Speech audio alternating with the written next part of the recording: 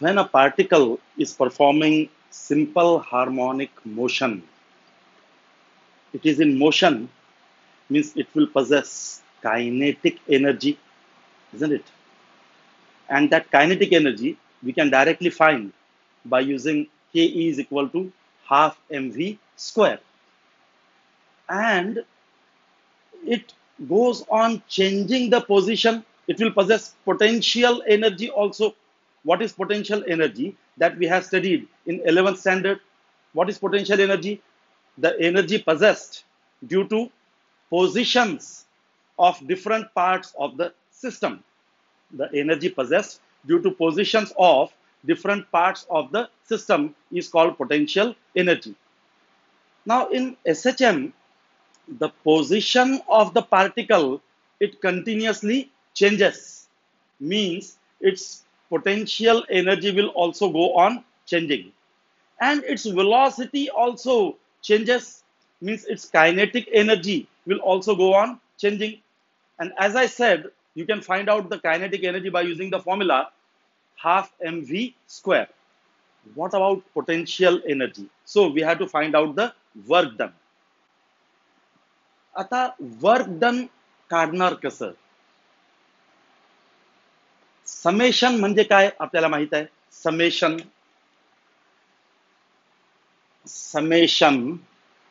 M R असं जर म्हटलं, एम आर असं जर म्हटलं, समेशन एम आर, याचा अर्थ काय की एम आणि आर यांच्या प्रॉडक्टचा सम म्हणजे M1R1 product of M and R हा घेतला पहिल्या पार्टिकलचा, plus M2R2 plus M3R3 plus dot dot dot up to MNRN. तर M आणि R च्या प्रॉडक्टचा sum, it is summation MR. तर समेशन म्हणजे काय आहे? ऍडिशन असेल. Summation is a type of addition. Similarly integration is also a type of addition. Integrate करणं म्हणजे ऍड करणं, सर्वांना सोबत आणणं. तर integration is also type of addition. पण समेशन मध्ये आणि इंटिग्रेशन मध्ये फरक आहे. The difference is in the type of answers you get. समेशननी जी उत्तरे मिळतात आपल्याला त्या वेगळ्या प्रकारची असतात, आणि इंटिग्रेशननी जी उत्तरे मिळतात ती वेगळ्या प्रकारची असतात. कसं? If you remember my old students, तुम्हाला मी एक उदाहरण दिलं होतं पहा, की एक तलाव आहे. त्या तलावात, त्या लेकमध्ये पहिल्या दिवशी देर वॉज वन फ्लॉवर, एक फूल होतं. दुसऱ्या दिवशी ते 2 झाले, तिसऱ्या दिवशी 4 झाले, चौथ्या दिवशी 8 झाले, पाचव्या दिवशी 16, सहाव्या दिवशी 32, सातव्या दिवशी 64, असं करत करत करत करत करत 50व्या दिवशी पूर्ण तलाव फुलांनी भरून गेलं. लक्षात आलं? पहिल्या दिवशी एक फूल होता, दुसऱ्या दिवशी 2 झाले, तिसऱ्या दिवशी 4 झाले, चौथ्या दिवशी 8 झाले, आणि असं करत करत 50व्या दिवशी पूर्ण तलाव फुलांनी भरून गेलं. तर 49व्या दिवशी तलावात किती फुलं असतील? प्रश्न आहे की 49व्या दिवशी तलावात किती फुलं असतील? आपण जर ऍडिशन करत गेलो, जर 1 आणि 1 2, 2 अधिक 2 4, 4 आणि 4 8, 8 आणि 8 16, 16 आणि 16 32, तर आपल्याला काहीतरी नंबर मिळेल. 25,256 असं या प्रकारचं काहीतरी उत्तर मिळेल. पण आपण जर थोडी अक्कल लावली आणि असा विचार केला की दररोज the number of flowers is getting double होत आहेत. 50व्या दिवशी पूर्ण तलाव फुलांनी भरून जातोय. तर याचा अर्थ 49व्या दिवशी किती फुलं असतील? अर्धा तलाव भरून, half the lake. That answer is also correct. आपल्याला नंबर नाही मिळालं की 2000, 5000, 8000 असा नंबर नाही मिळालं, पण आपल्याला काय मिळालं की अर्धा तलाव भरून फुलं असतील. उत्तर बरोबर आहे की नाहीये? तर या प्रकारची जी उत्तरं येतात ती येतात इंटिग्रेशन. अर्धा तलाव, पूर्ण तलाव, पाव तलाव, या प्रकारची जी उत्तरं येतात ती कशी येतात? Integration. The integration will give you the answer like mass of the whole body, mass of half the body, etc etc. Integration कसं करतो आपण की इंटिग्रेशन करण्यासाठी आपण एलिमेंट्सचा उपयोग करतो. We make use of elements. How?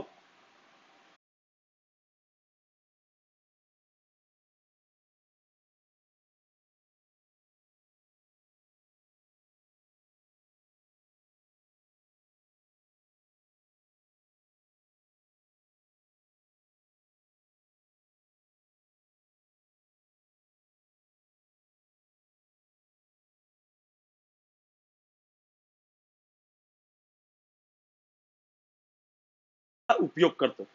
We make use of elements. How? Suppose if the question is find the work done to move from this board to that camera. या बोर्ड पासून त्या camera पर्यंत जाण्यासाठी work done किती होईल हे जर आपल्याला काढायचं आहे, तर आपण काय करू शकतो की इथून निघालो, चालत चालत चालत तिथपर्यंत गेलो आणि बघितलं की वर्क डन किती झालं ते. ही एक मेथड आहे. दुसरी मेथड एकदम सोपी मेथड, म्हणजे आपली आवडती मेथड, म्हणजे याच्यात जास्त त्रास करून घ्यावा लागत नाही अशी मेथड. इथून तिथपर्यंत चालत जायचं नाही. काय करायचं? हा जो डिस्टन्स आहे याला छोट्या छोट्या पार्ट्स मध्ये डिवाइड करायचं. समजा हा डिस्टन्स आहे बोर्ड टू कॅमेरा. बोर्ड पासून कॅमेरा पर्यंत हा डिस्टन्स आहे. या डिस्टन्सला काय करायचं?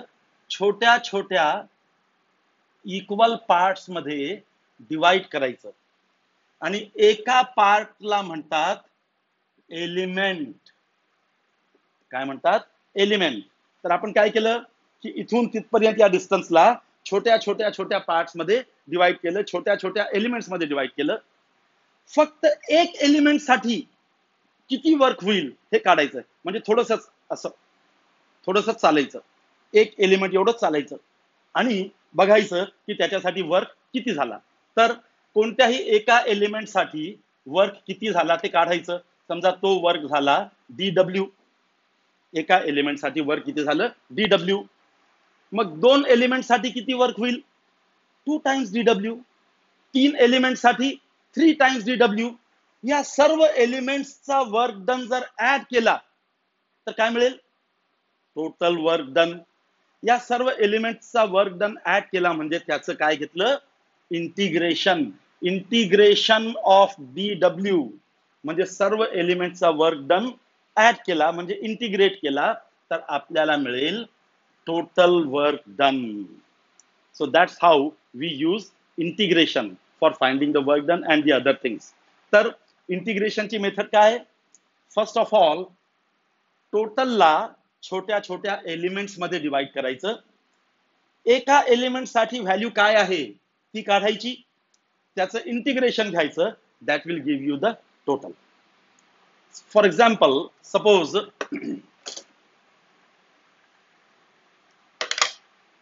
ही एक बॉडी आहे जिचा मास आहे सपोज कॅपिटल M. आपण या बॉडीला छोट्या छोट्या एलिमेंट्स मध्ये डिवाइड केलं. We divide the body into small elements. एका एलिमेंटचा मास आहे सपोज DM, म्हणजे तो सिंगल एलिमेंटचा मास DM. सर्व एलिमेंटचा मास जर ऍड केला काय मिळेल? Mass of the whole body. म्हणजे DM चं इंटिग्रेशन घेतलं, integral DM, that will be mass of the whole body. Right? Similarly suppose this is a circle. हा एक सर्कल आहे. या सर्कलला आपण छोट्या छोट्या छोट्या छोट्या एलिमेंट्स मध्ये डिवाइड केलं. समजा एका एलिमेंटची लेंथ आहे, एका एलिमेंटची लेंथ आहे DL.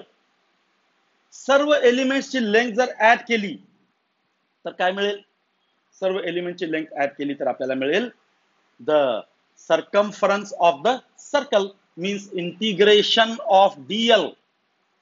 सर्व एलिमेंटची लेंथचं इंटिग्रेशन घेतलं that will be equal to circumference of the circle, that is 2 pi r. So this is the method that we use for integration. कोणत्याही केसमध्ये तुम्ही करू शकता. बॉडीला आपण एलिमेंट्स मध्ये डिवाइड केलं, एका एलिमेंटचा व्हॉल्यूम आहे dv, integration of dv will be equal to v, volume of the whole body. So that is the concept used in integration, and we have learned some basic formula also in integration. त्यातला सर्वात basic formula कोणता होता? Integration of x raised to n dx is equal to x raised to n plus 1 upon n plus 1. That formula is frequently used in physics while deriving the things. तर हे होतं इंटिग्रेशनचं concept. Mind मध्ये आता तुमच्या ते fresh झालं असेल. तर आपण बोलत होतो particle performing simple harmonic motion. So suppose A and B are extreme positions. O is the mean position. A particle is performing SHM. तुम्ही त्या पार्टिकल कडे बघितलं म्हणजे मोशन सुरू झाल्यावर टाइम टी नंतर ऍट द इन्स्टंट टी चा अर्थ काय? मोशन सुरू झाल्यावर टाइम टी नंतर म्हणजे ऍट द इन्स्टंट टी तुम्ही त्या पार्टिकल कडे बघितलं तर तो पार्टिकल समजा इथं होता पॉइंट पी वर. Suppose at a distance x from the mean position. So at the instant T, motion सुरू झाल्यावर टाइम टी नंतर particle is at the point P at a distance x from the mean position. Now in this position what will be its kinetic energy? Kinetic energy चा general formula आहे half mv square, whereas m is mass of the particle and v is the velocity of the particle. या point वर, या position वर velocity किती असणार? मागच्या lecture मध्ये बघितलं आपण omega under root a square minus x square.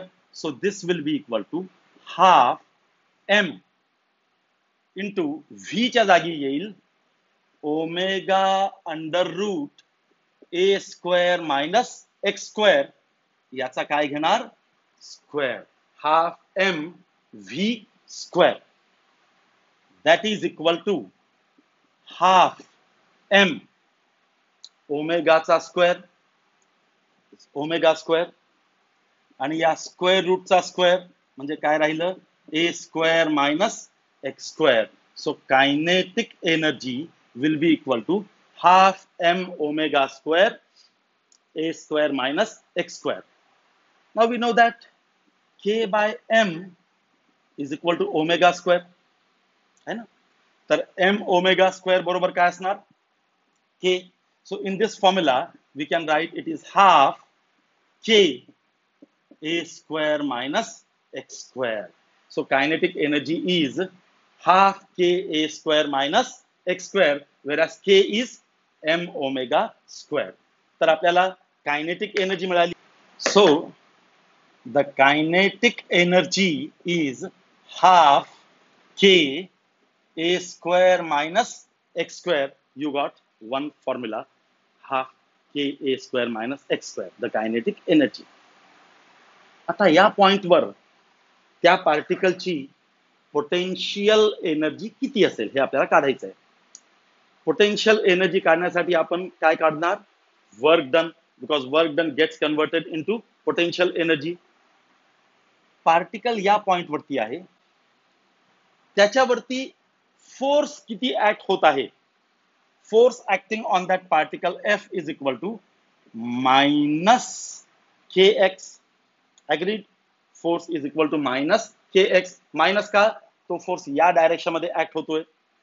तर सध्या तो पार्टिकल इथं आहे आणि इथं असताना त्याच्यावरती फोर्स हा एवढा आहे. Now suppose if you want to displace this particle further, by a small distance dx. त्या पार्टिकलला आणखीन थोडंसं डिस्प्लेस करायचं आहे. कंडिशन लक्षात घ्या. पार्टिकल ऑलरेडी कुठं आहे? पॉइंट पी वरती आहे. इथं ऑलरेडी पार्टिकल आहे. आता इथं काय करायचंय तुम्हाला? आणखीन थोडंसं डिस्प्लेस करायचंय through a small distance dx. So for doing that small displacement, you'll have to perform a small work dw. For doing a small displacement, you'll have to perform small work dw. How much will be that dw? Work done काय असतो? Work done असतो force into displacement. तर dw साठी displacement किती आहे? dx.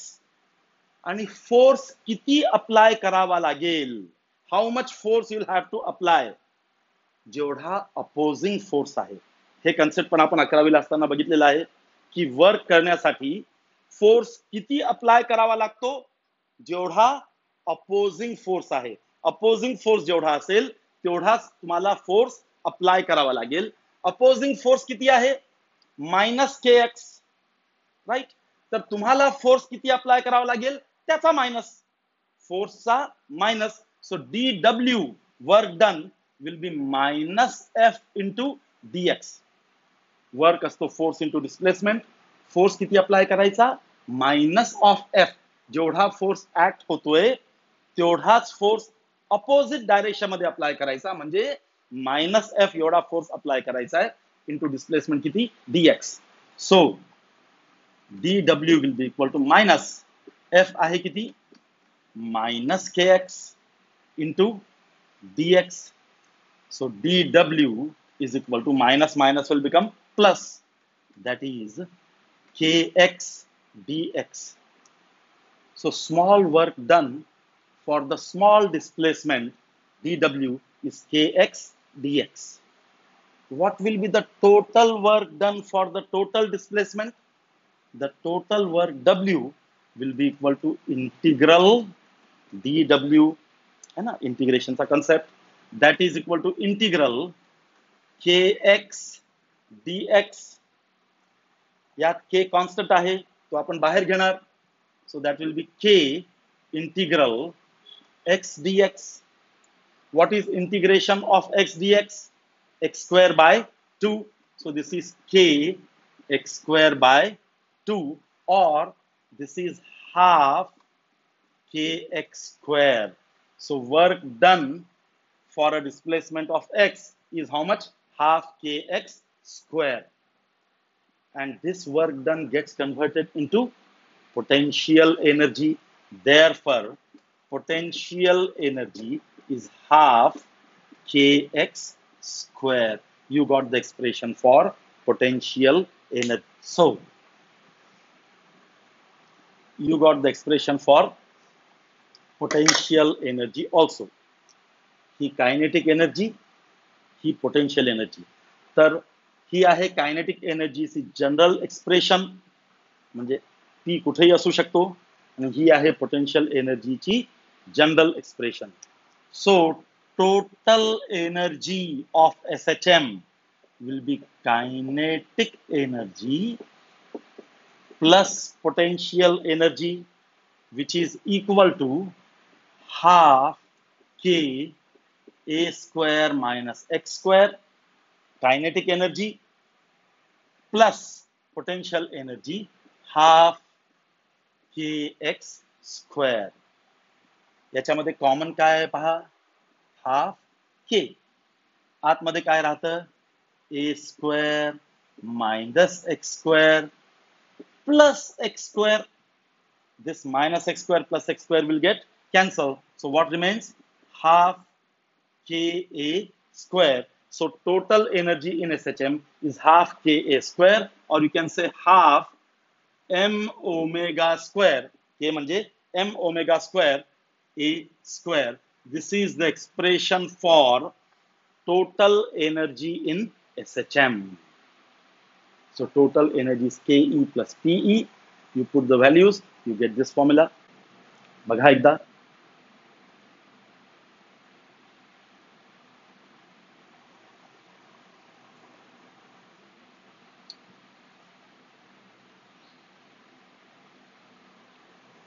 हा total एनर्जीचा formula observe केला तर पहा सगळंच कॉन्स्टंट आहे. हे नंबर आहे, k force constant, a amplitude constant, म्हणजे total energy in S H M remains constant. conservation of energy, law of conservation of energy, the total energy in SHM remains constant. म्हणजे त्या SHM मध्ये particle कुठेही असेल त्याची energy असणार half k a square और half m omega square a square. So the total energy in SHM is conserved. The total energy in SHM remains constant, means total energy is conserved. फक्त काय होईल, त्याचा form change होईल. Kinetic किती आणि potential किती हे फक्त चेंज होईल. हे पहा,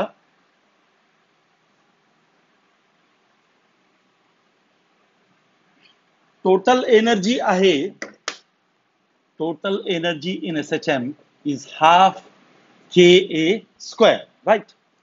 Suppose the particle is at mean position, particle mean position वरती आहे, तर मीन पोझिशन वरती पोटेन्शियल एनर्जी किती? पोटेन्शियल एनर्जीचा फॉर्म्युला काय? हाफ के एक्स स्क्वेअर है ना. आता जे काढलं आपण, एक्स किती आहे इथं? 0, म्हणजे पोटेन्शियल एनर्जी किती झाली? 0. मग या पॉइंटवर कायनेटिक एनर्जी किती असणार? Half k a square minus x square, हा फॉर्म्युला आहे कायनेटिक एनर्जीचा. या पॉइंटवर एक्स किती आहे? 0. तर कायनेटिक एनर्जी किती झाली? Half k a square. Half k a square म्हणजे काय? Total energy. तर मीन पोझिशनवर पार्टिकलची जी टोटल एनर्जी आहे ती कोणत्या फॉर्म मध्ये आहे? कायनेटिक एनर्जीच्या फॉर्म मध्ये आहे. The total energy at the mean position is in the form of kinetic energy. तिथं पोटेन्शियल एनर्जी किती आहे? 0. सो टोटल एनर्जी तेवढीच आहे, हाफ के ए स्क्वेअर, जो आपण फॉर्म्युला काढला तो, पण ती कोणत्या फॉर्म मध्ये आहे? कायनेटिक एनर्जीच्या फॉर्म मध्ये आहे. तर जेव्हा पार्टिकल मीन वरून एक्स्ट्रीम कडे निघेल तर त्याची व्हेलॉसिटी कमी कमी होत जाते. व्हेलॉसिटी कमी कमी होईल म्हणजे कायनेटिक एनर्जी काय होणार? कमी कमी होत जाणार. पण एक्स वाढतोय, एक्स वाढत असल्यामुळे पोटेन्शियल एनर्जी काय होत जाईल? वाढत जाईल. तर मीन कडून एक्स्ट्रीम कडे जाताना कायनेटिक एनर्जी कमी कमी होत जाईल, पोटेन्शियल एनर्जी वाढत जाईल, पण दोघांचा सम टोटल एनर्जी मात्र एवढाच असणार, हाफ के ए स्क्वेअर. आता पार्टिकल इथून निघाला, कायनेटिक एनर्जी कमी कमी होते, पोटेन्शियल एनर्जी वाढते, पार्टिकल पोहोचला ए वरती. या पॉइंट ए वर वेलोसिटी किती आहे? 0, म्हणजे त्याची कायनेटिक एनर्जी होईल 0. एक्स्ट्रीम पोझिशनवर कायनेटिक एनर्जी झाली 0, कारण वेलोसिटी आहे 0. त्या पॉइंटवर पोटेन्शियल एनर्जी असणार. पोटेन्शियल एनर्जीचा formula half k x square, which is equal to half k x. किती या पॉइंटवर? पॉइंट ए वर एक्स किती आहे? ए. तर पोटेन्शियल एनर्जी झाली हाफ के ए स्क्वेअर, म्हणजेच equal to total energy. Total energy तेवढीच आहे, हाफ के स्क्वेअर, पण आता ती कोणत्या फॉर्म मध्ये आहे? पोटेन्शियल एनर्जीच्या फॉर्म मध्ये आहे.